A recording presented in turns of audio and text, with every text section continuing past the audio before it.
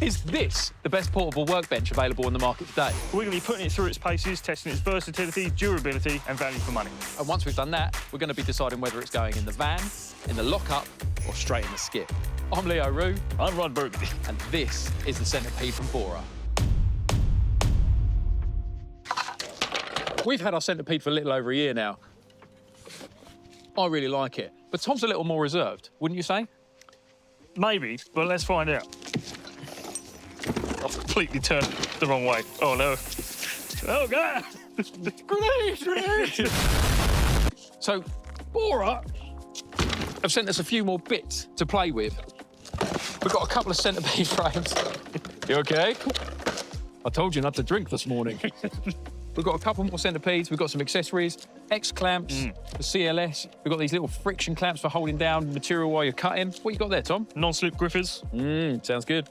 Slippy things, aqua panels, things like that. What else we got? Hooks for electricians. What? Oh, cables. Gotcha. We've also got the clamp edge for ripping sheet material. We're going to give that a go. I'm quite excited about this. Let's set this up, shall we? Done. Well, that's all well and good, but can you make it bigger? I thought you'd never ask. Should we put this to work? Let's. So this is the 6x4 work support, and as you can see, we've banged 2 tabletops on it to give you a bit of versatility. You can have 2 people working on this at once. We've got a cutting station, we've got just a plain tabletop here, so you can cut sheet material on there, you can put some PIR on there if you're ripping up insulation, doing whatever you need to do on there. So that's decent. What we had previously in front of us was the 4x2, which is like ideal for if you're working by yourself. Kitchens, bathrooms, restricted space, things like that. Yeah, and this one would be better if you had a bit of space outside, banging out in the garden. Exactly, like we are right now. Or if you want a bit of ad hoc workspace in a workshop. Yeah, 100%. Do that. Carry out a couple of tasks at once. Decent. Very nice. Tiling one side, chopping the other side. And you don't have to have the tabletops attached to the work support. You can just put a bit of sheet material down on top of this and work straight off of that. Should we run through the accessories? Let's run through the accessories. What a lovely idea. So you can affix the worktop to the work support using these little pegs. Essentially, you just twist this section around here, pop it up through the hole, and in the top of the workstation, there's a cam. As you turn that around, it pulls the 2 sections together nice and tight, creating a nice sturdy work platform. Next on the list, we've got the quick clamps. They work through friction alone, so no messing about, no parts can go wrong. You simply straighten the hole, that grips on, so does that. Down it goes, nice and sturdy, and you're ready to go.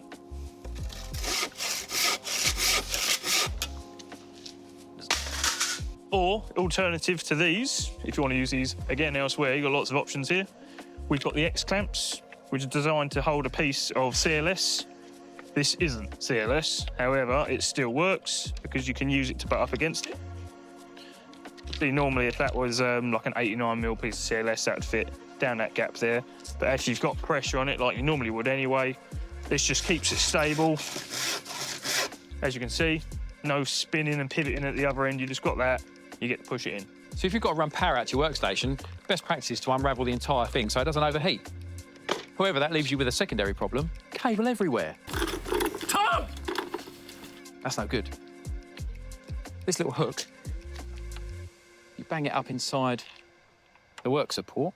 You can wind up the excess cable by hand and get it up off the floor. Lovely old job. A sheet of PIR, famously very slippery when you're cutting it. So we've cleared the workstation off, giving us a nice, flat, smooth surface to work off of when we're cutting down our PIR insulation, which is obviously good for us, but this likes to slide around. Pivot when you're working, which no one likes. So instead of getting some big, chunky clamps or something like that that's going to get in the way if you're marking out, whereas obviously now you can just mark the whole thing. We haven't got that problem anymore. We're going to use these non-slips. So if I toss this off,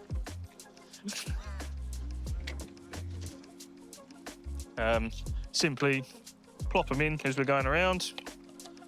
We've got a couple extra here, why not? Bit more grip.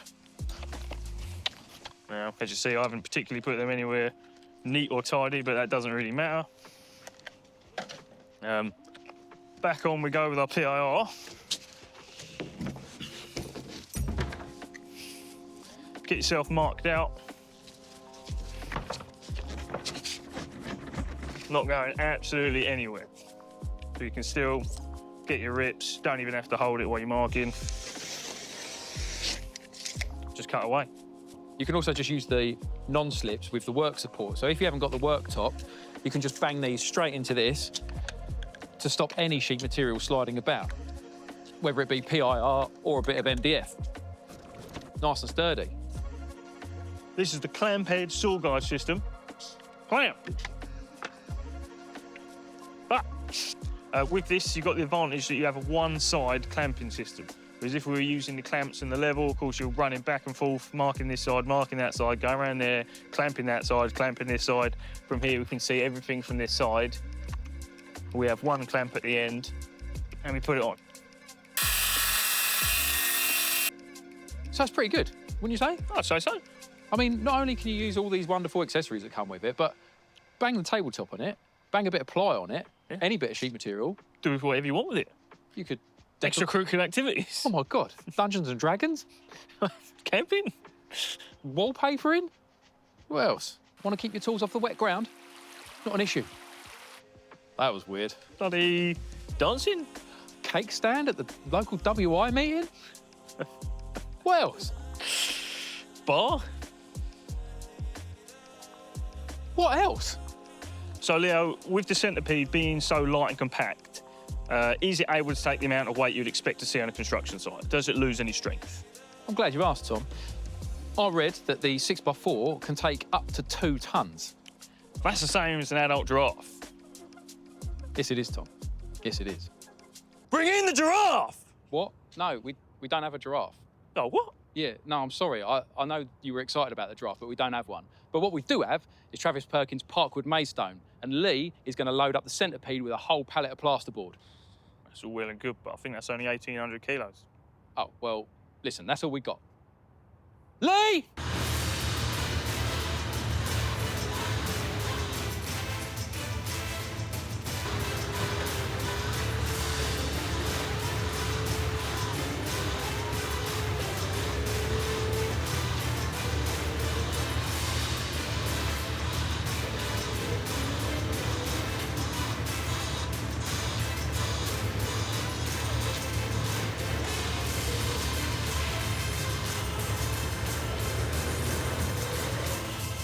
So it did it. All 72 sheets of plasterboard, a pallet, and an 18mm sheet of ply. That's really impressive. 1,800 kilos, that's nearly 2 tons. If you're going to put more than that on there, Tom, then you bananas, man! So obviously we've had a bit of time now playing with the old Bora Centipede. Pretty versatile, wouldn't you say? Absolutely. I think, you know, it's got an application for every single trade you can think of.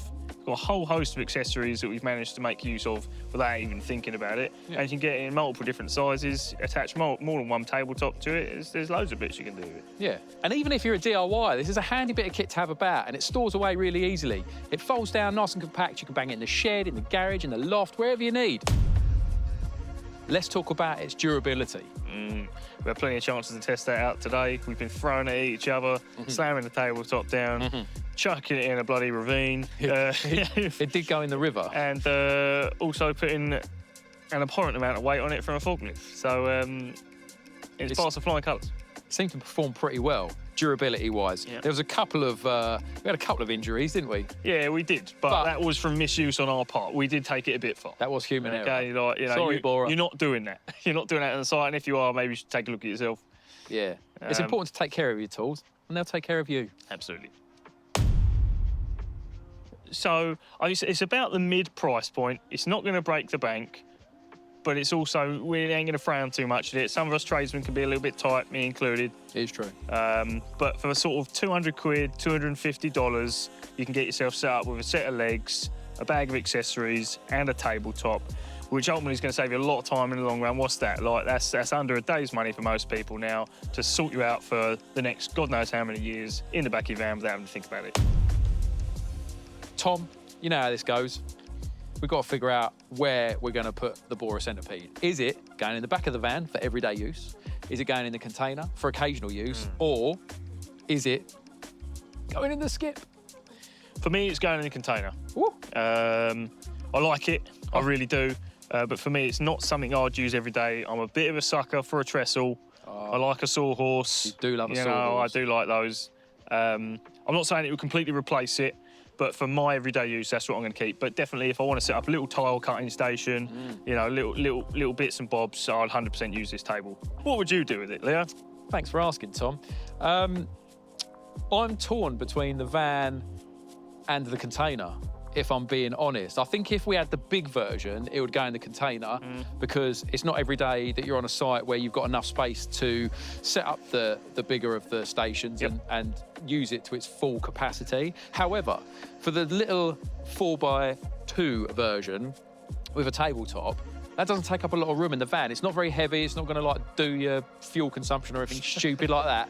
It packs up quite small. So I reckon if I had the smaller one, I think I'd probably keep it in the van. The accessories all slot into one bag with the legs. Tabletop folds up. You can slide that down a bit of racking or something like that. Fair enough. I think it's a handy bit of kit, and it's going to replace your hop-up. You know, when you set up your hop-up and you pile everything on it, and then all of a sudden you need it to jump up on something, keeps the hop-up free. It's a fair point. So I think the smaller version will be in the back of the van, the bigger version will be in the lockup. And that's my conclusion. So all in all, we're quite pleased with the Bora Centipede. Yep. Would buy. Would buy, good value for money, versatile, durable. We're keeping it. If you want to get your hands on the Bora Centipede or find out a little bit more information about it, then click on the Amazon link below in the description. Enjoy! That's the same as an adult giraffe. Yes, it is, Tom. Have you been drinking? You want more energy? I'll give you more energy. It's the same as the same as an adult giraffe. It's like you were so pent up waiting to say that for so long. I haven't said a line in a while, so that one just had all the oomph in it.